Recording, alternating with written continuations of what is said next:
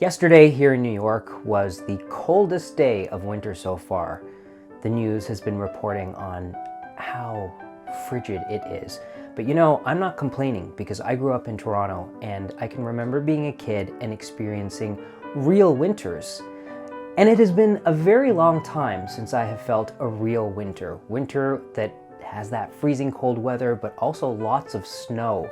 I remember regularly walking to school in my snowsuit, going to school and then walking back home, trudging through banks of snow that were taller than me.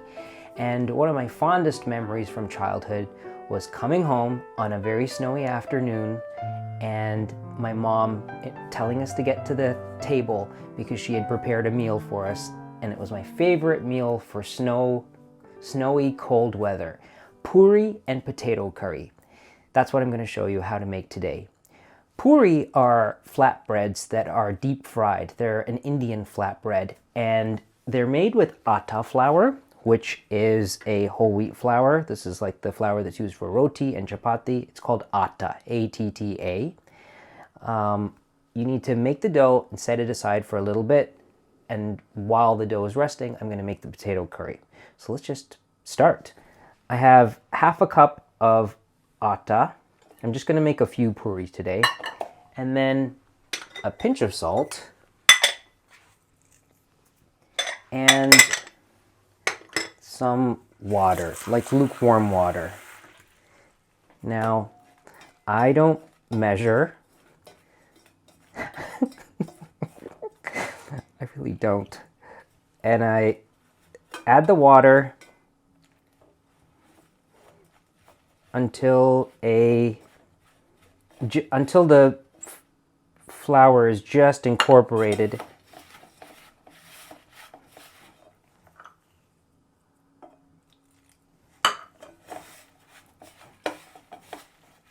There we go. Okay.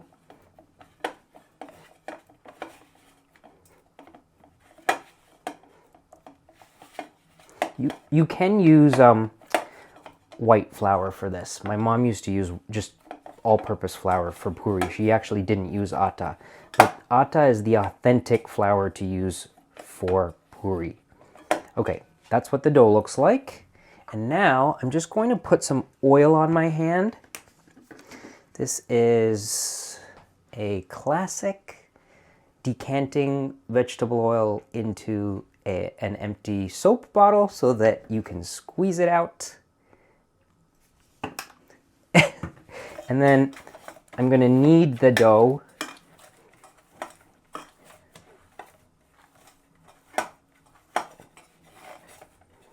with just that little bit of oil that was on my hand. Okay, so there's the dough. It's very soft. Now I'm going to put it in a bowl and I'm going to cover it with a dish. There. That's going to be set aside to rest for at least 15 minutes. It can rest longer, like 20 minutes, half an hour, but that's just going to rest for a while. For the potato curry, we're going to start with some onion.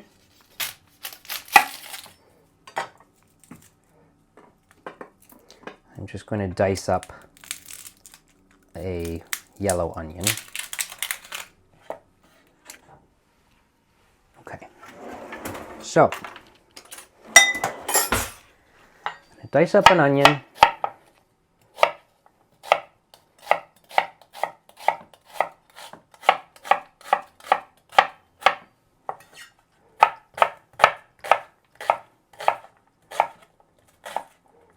And then once my onion is diced up, I'm going to get my spices ready.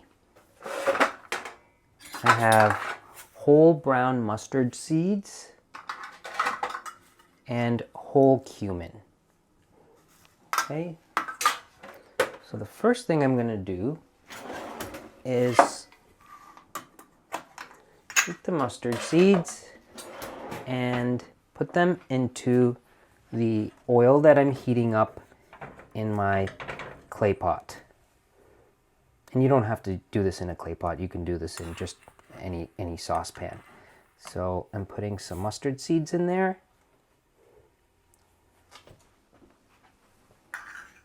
And when the mustard seeds begin to pop, I will add the onions.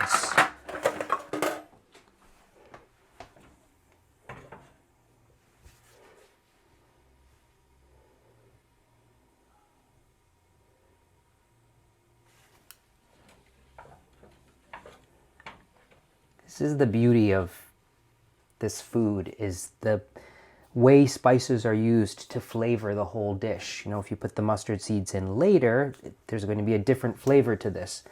But putting the mustard seeds in the oil and having them toast and pop changes everything. Okay, now I'm gonna, they've just started. There we go. Now they're popping, see? Now I'll put the onions in. Okay. And I'm going to add some curry leaves that I just tear up.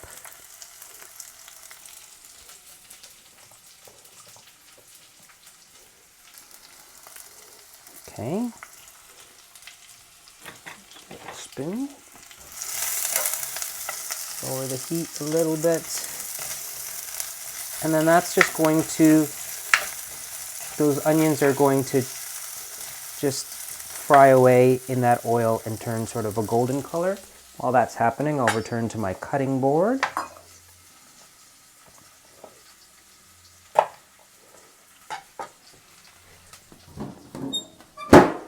I'm going to cut up 2 green chilies.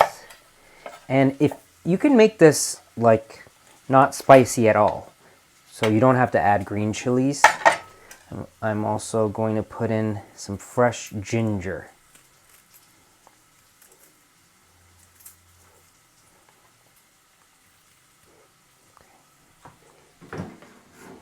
I forgot to buy ginger, and then I was like frantically searching through the fridge, and there was a nubbly little nothing in the corner somewhere.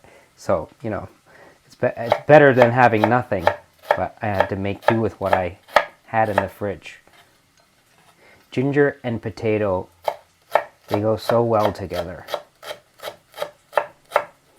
So I'm just chopping this up to a very fine dice.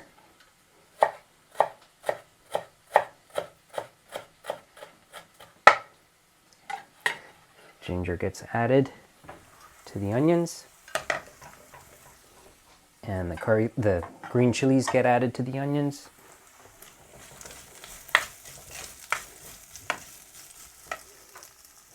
And now, while this is frying away, I'm going to add the whole cumin. So, adding like a 1/4 teaspoon of whole cumin.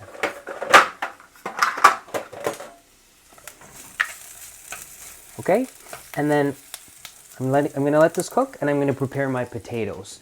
I'm using gold, like Yukon Gold potatoes today, and I just wash them, and then I'm going to peel them and cut them into cubes that are about like an inch square.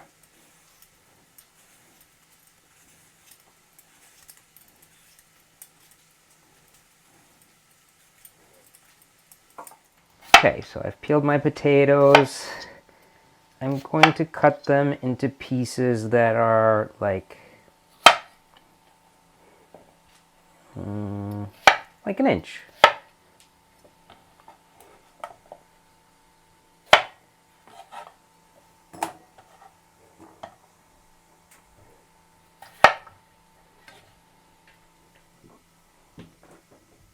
Fridge making noise. Quiet, you.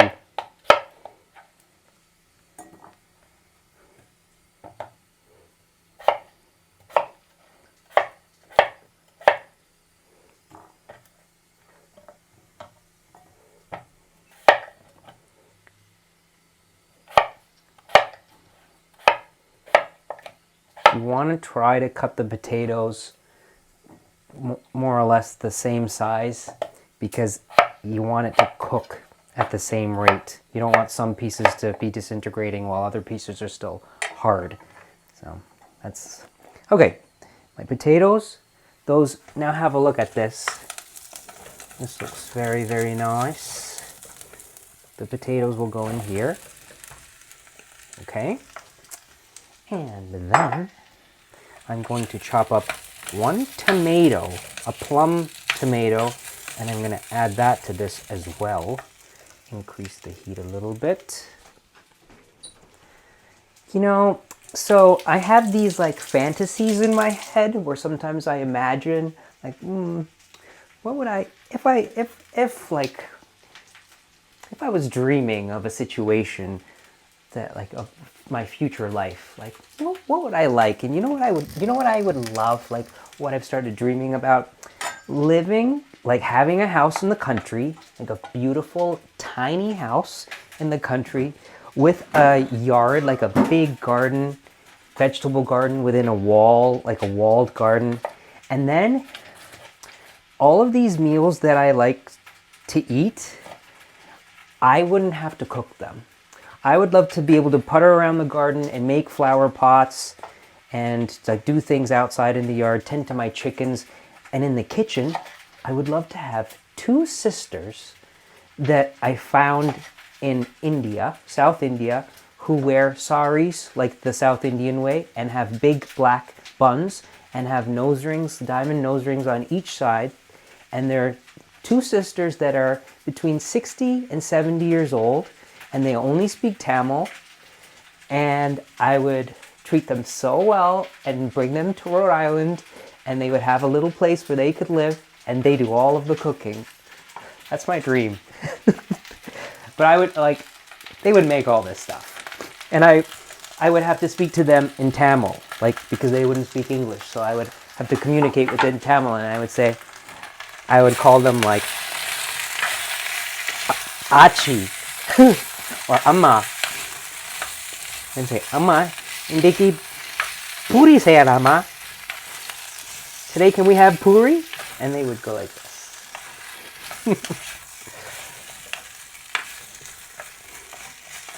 Okay, so the tomato has gone in. Now I'm going to add some turmeric.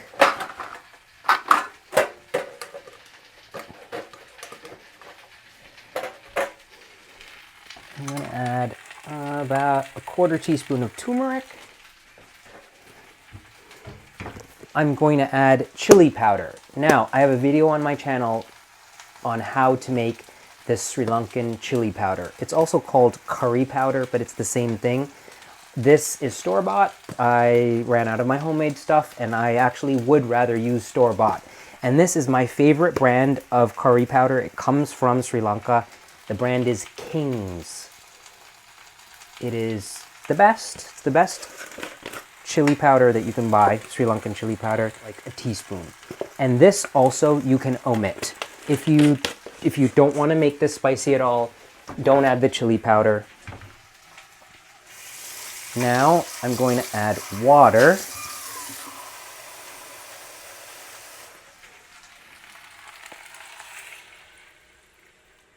Okay, I'm adding water, and then I'm also going to add more liquid. If you have it, add this is in Tamil, rendampal, rendampal, the second time milk. So from making my own coconut milk, which I made last night, like I scraped a coconut and made coconut milk, you have the first squeezing, which produces a very thick, heavy cream. And then if you squeeze the flesh again, you will get a thinner coconut milk. So this is the second and third squeezing of the coconut milk. I'm adding that. That's going to cook the potatoes and the tomatoes and add a wonderful flavor. So that's how much liquid is in there. I put enough liquid to barely cover the potatoes. Okay? Like that much liquid. And then I'm going to add some salt.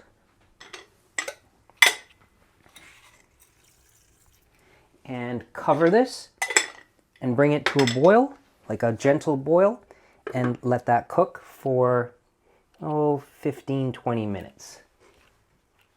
So I have moved the potatoes to the back burner because now we're going to start making the puris.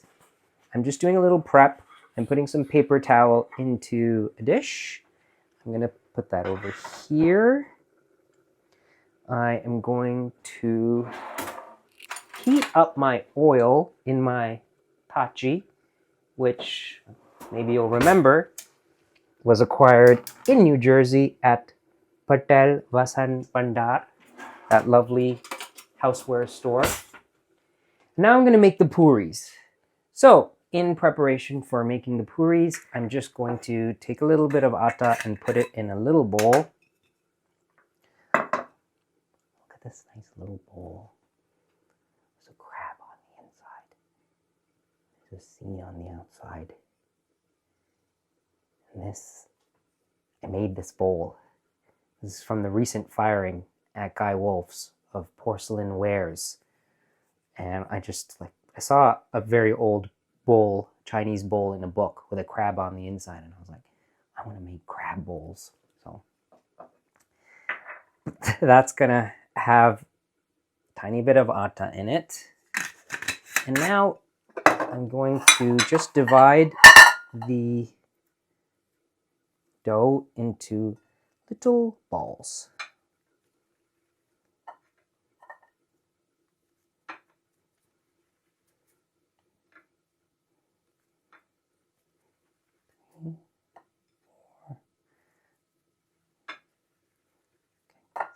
Six puris. Maybe that can have a little more. Okay. So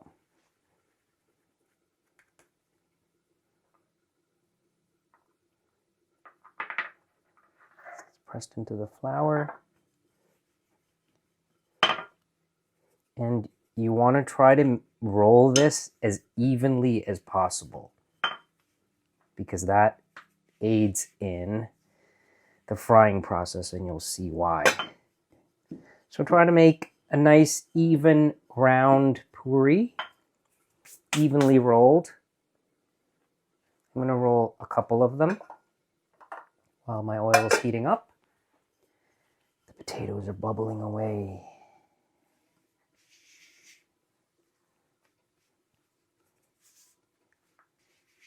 I haven't done this in a while. I'm a little out of touch. I made puris, and last time I made puris were in Toronto with Laura at her house. That one's not very round.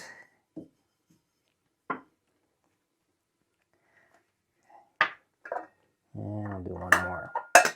So what's supposed to happen is the puri goes into the very hot oil, and then it's supposed to puff up. Like it puffs up like a flying saucer. Sometimes it doesn't puff up, and then it's very disappointing when it doesn't puff up. When it works, it's very beautiful to see it happen, but then the puri becomes very beautiful because it's this beautiful puffed up ball. And my theory is that it has to do with the consistency of the dough, but also in this rolling. I do think that what prevents it from puffing up is if this is rolled unevenly. So I'm very conscious of that as I'm rolling. Okay, my oil is hot. Moment of truth. So the puri goes in very carefully. And then with this, I'm going to press it. Oh, it's starting to puff up, but there's a hole in it. Okay. So that did not go very well.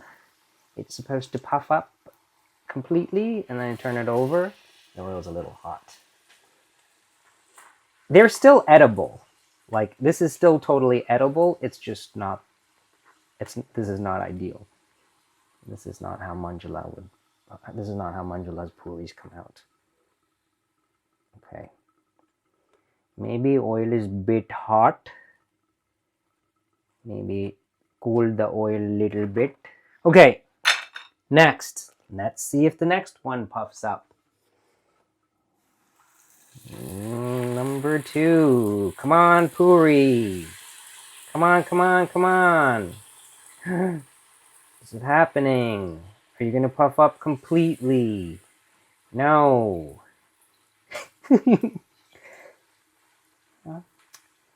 Sometimes it doesn't puff up.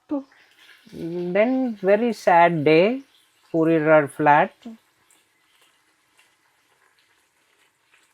Okay.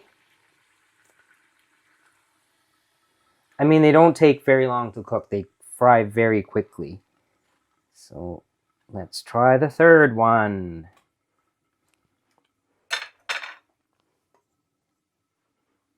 Are you gonna work? Oh, come on.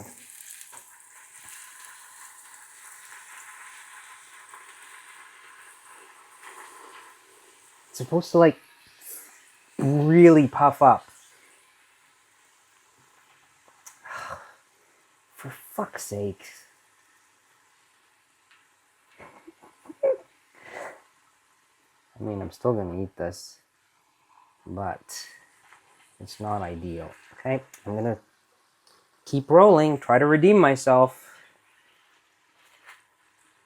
You know, what you're supposed to do at this point is stop this video and then type in Manjula's Cooking Puri, P-U-R-I is how she spells it, and watch that video, because then you'll see what this is supposed to look like.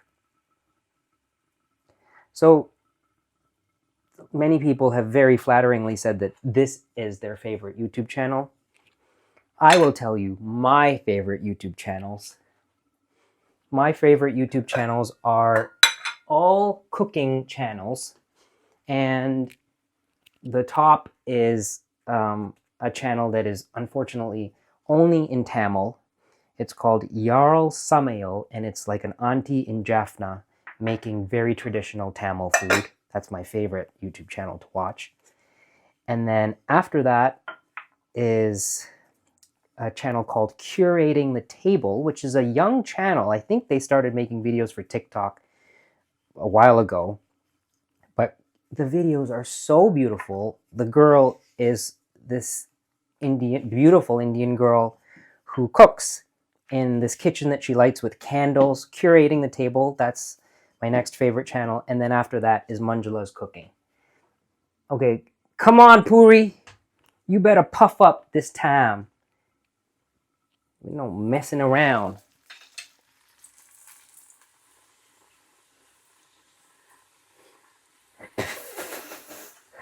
What's happening?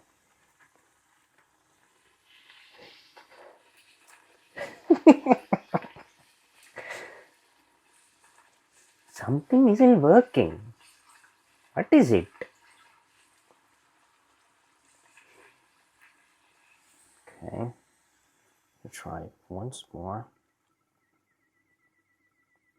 Doesn't that sound like a bird chirping? Maybe my dough is a little too wet.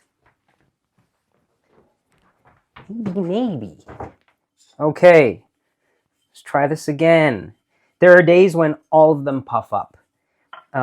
But I've never had a day when none of them puff up, and it might be today.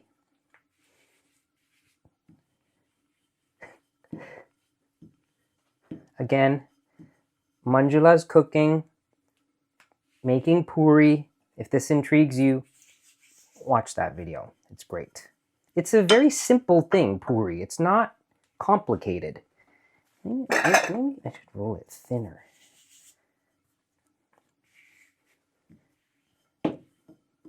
Now, Manjula doesn't use flour. She uses oil, but my mom always used flour. So,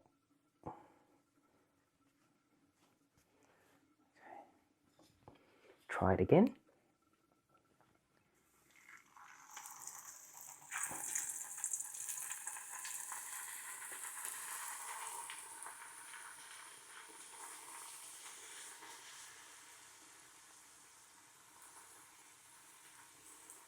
Oh, it's just not happening. We have one more chance. 1, 2, 3, 4, 5. We have one more chance. Okay. എന്നതെല്ലാം അറിയണ്ടം.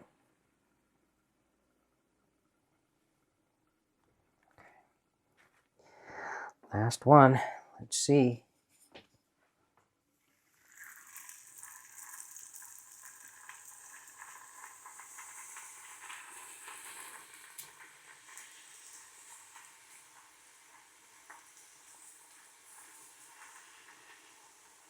Nope. Okay. None of my puris puffed up. So unfortunately, I could not demonstrate the way this is supposed to look when it's done properly. This is not supposed to look like this.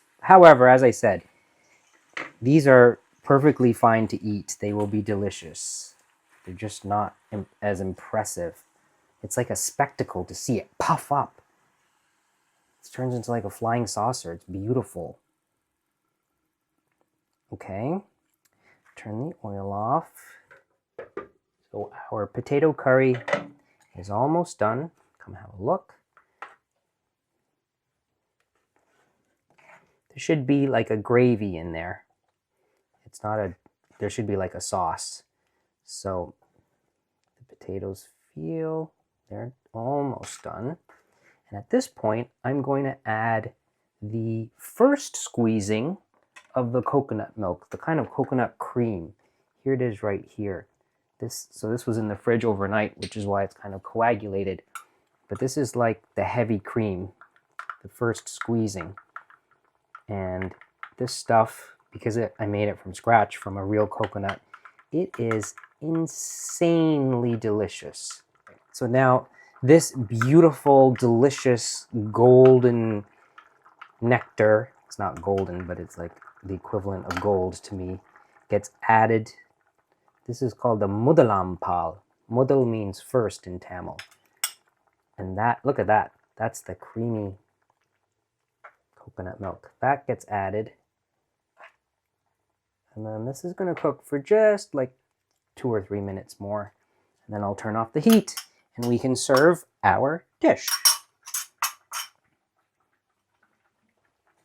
Okay. Okay, so time to plate this. Now, admittedly, when puris are made, like they'll be puffed, but then over time, like sometimes by the time they get to the table, they've deflated. So they do deflate. They don't stay up like that for the whole time, which is why it is best to make the puri and eat it right away. Like when my mom would make them for us, we would be sitting at the table and she would make them one by one. She didn't just make them all and set them aside. She would cook them as we were eating so that we were eating them like still puffed up.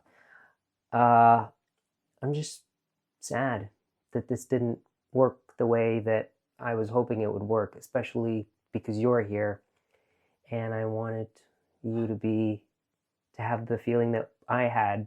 I still have every time I make puri, which is, look. So Manjula will save the day. You're going to watch Manjula's video on puri after this. I'm just going to put a link to that video in the description of this video so you can watch how it's properly done. The potato curry, this worked. I mean, look at this. This is so beautiful. It's just a very hearty, homey thing to have on a cold day. So some potato curry, and then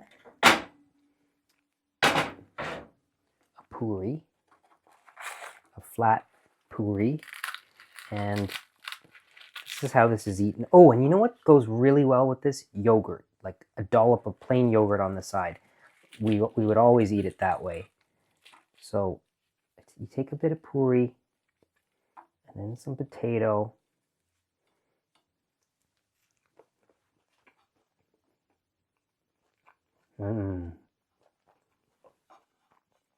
Comfort food. It's flat. It hasn't puffed up, but it still is delicious. This needs a little bit of salt. I didn't taste the potato for salt. So I'm going to put some salt on there, some salt on here, some salt on there. Over here too. So this is, I have not made puri in this apartment for years. And the snow, the freezing polar vortex weather outside, was the incentive.